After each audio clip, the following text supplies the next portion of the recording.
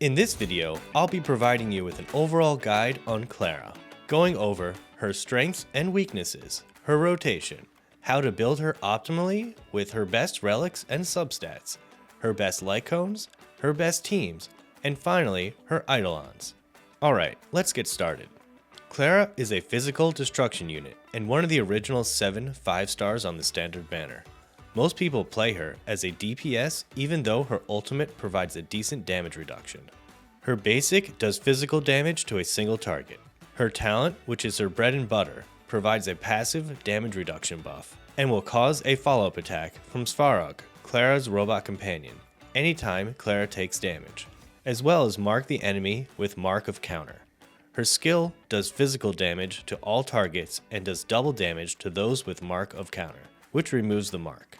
Her ultimate increases her damage reduction, increases aggro, and provides 2 charges of enhanced counter, which now triggers on all allies who are hit and upgrades the follow-up attack to hit adjacent enemies. Clara's strengths are her AoE damage potential. She does the most damage when fighting a full group of 5, but still does very well against single target fights. Extremely skill point efficient. Most of Clara's damage comes from her follow-up attack, which has the added benefit of using no skill points. Very tanky with her ultimate, and is able to resist CC and remove debuffs on herself. Works in all aspects of the game. She will carry you through the entire story. She is great in Memory of Chaos. She does amazing in Simulated Universe, and Pure Fiction will be your favorite game mode. Clara's weaknesses. Reliant on being attacked. There are ways of increasing her chance of being hit, but when she isn't hit, her damage goes way down. Doesn't pair well with other high threat teammates. I will go into that more in my team composition section. And finally, she doesn't wear shoes. This could lead to frostbite, infection, or even death. Now for her rotation. Clara is one of the most skill point positive characters in the game. And if playing her as a sub DPS or a hyper carry, you are mainly going to be using her basic attack and saving those skill points for the other DPS or buff/debuffers. If possible, going a skill point neutral rotation with skill, basic, and repeating that will result in a better ultimate uptime. And there is some merit on using her skill on multiple enemies when it would break one or more of their shields, or if your team doesn't need the skill points for something else. But outside that, I would not recommend using her skill if you are running low on skill points. Time to build your Clara. First off, her trace priority will look like this.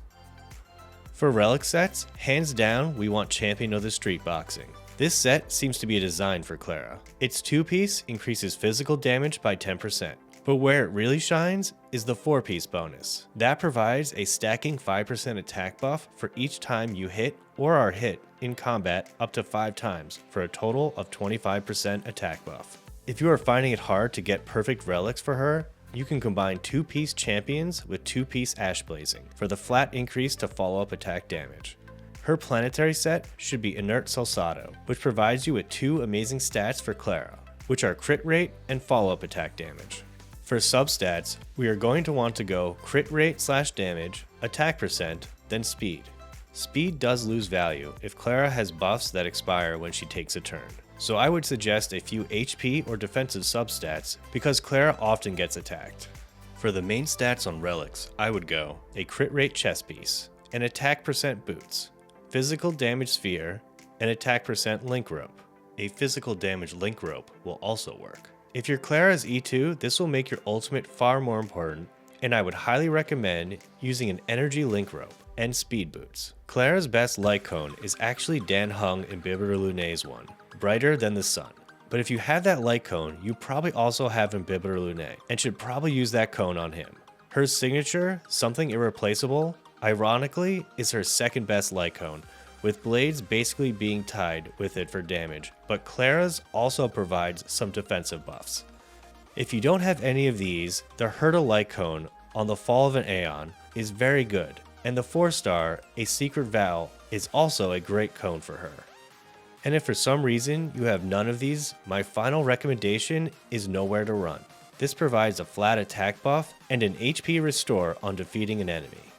Before I go over the next section, teams and synergies, if you're liking the guide so far, please like and subscribe. The 2 main priorities for Clara to build around is that she needs to be hit, and most of her damage will come from her follow-up attacks. With this in mind, any character who steals her aggro is already not going to work with her. These characters are Jeopard, Fire MC, and Fushuan. However, I will say, Fushuan is so good for reducing damage and providing a crit buff that she could be used, but not on a hyper carry Clara team. So for sustained units, we have Locha. His heals are amazing and skill point positive, and with 2 stacks of his passive, he heals Clara anytime she is attacked. He is probably Clara's best healer. Clara's second best healer, and one who synergizes even better, is Lynx. Lynx has a unique passive with her heal in which she can increase the chance of her heal target being attacked if they are a destruction or preservation unit. Clara, being a destruction unit, benefits from this, as she is being hit often and needs constant heals. Lynx is only outmatched by Locha because she doesn't provide as massive team heals and is less skill point efficient, but still makes a great team healer for Clara. Huohuo and Fushuan work, but that's just because they are so powerful on their own, and I don't feel really complement Clara all too well. For Harmony units, the number one choice is actually not Bronya or Rune Mei, it's Tingyun. Tingyun's massive attack buff is great for Clara, but her ability to pump her ultimate energy is what makes her the best, as Clara is the strongest when in her ultimate state. The second best Harmony unit for Clara would be Rune Mei, as she just provides your team with so many useful buffs and works with hyper carry or dual DPS comps. For debuffers, I would recommend Pela, and I feel she only works with Clara in a hyper carry team. So for our first team, we have the hyper carry team of Clara, Pela, Tingyun, and Lynx. I feel Lynx is a bit better for this team compared to Locha, as Lynx provides the aggro buff for Clara to be hit more, but if you don't have a Lynx built out, Locha will work, as well as many other healers. That's it for hyper carry teams. Now onto dual DPS teams, which is where I feel Clara really shines with her skill point positive nature. First to join Clara as a main DPS, we have everyone's favorite follow-up attacker and buffer, Topaz. Topaz was really meant to shine with another follow-up attacker, and works extremely well with Clara and Tingyun, but Tingyun can be replaced by Rune Mei. But I do think Tingyun works a bit better. Now that we are not using Clara as a hyper carry, we can slot back in Locha. But I will say, from here on out, Locha and Lynx can be interchanged. The other DPS that will go well with Clara, you can probably guess, are Imbibitor Lune and Jingliu. And not because they synergize well, but because they do massive damage and need skill points. For Imbibitor Lune's team, you want to run it with Tingyun to pump him up with energy and attack. Your Clara is basically just there to not use Dan's precious skill points while also doing decent damage. For Jingliu, she doesn't need as much skill points, so we can even replace Tingyun with a more skill point hungry Harmony unit like Bronya, or even Rune Mei, as she has a ton of useful buffs for this team. My honorable mention DPS will be Blade, who works well with Clara, Bronya, and Locha. Locha and Clara are there to basically do amazing without skill points, and Bronya and Blade are there to eat them up. If you're a new player, I would say go with whatever your favorite main DPS is, as Clara will work really well passively on the side. You can throw in a Harmony or debuffer, and that team should just work. Alright, time for the final section of the guide, Eidolons. Her E1. Using her skill will not remove marks of counter on the enemy. This causes Clara's skill to more reliably do double damage and scales very well off a larger group of enemies. I would still not use her skill every round, as you want to save some of your team's skill points for your buffers or main DPS units. This Eidolon is very powerful for her as a hyper carry though. Her E2 is amazing. After using her ultimate, attack increases by 30% for 2 turns. This improves the value of Tingyun, speed boots, and energy ropes. Her E3 provides buffs to the level of her skill and basic attack. Her E4 is a good defensive buff. After Clara is hit, the damage taken by Clara is reduced by 30%.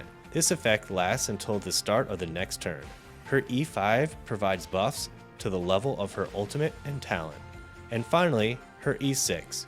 After other allies are hit, Svarog also has a 50% fixed chance to trigger a counter on the attacker and mark them with Mark of Counter.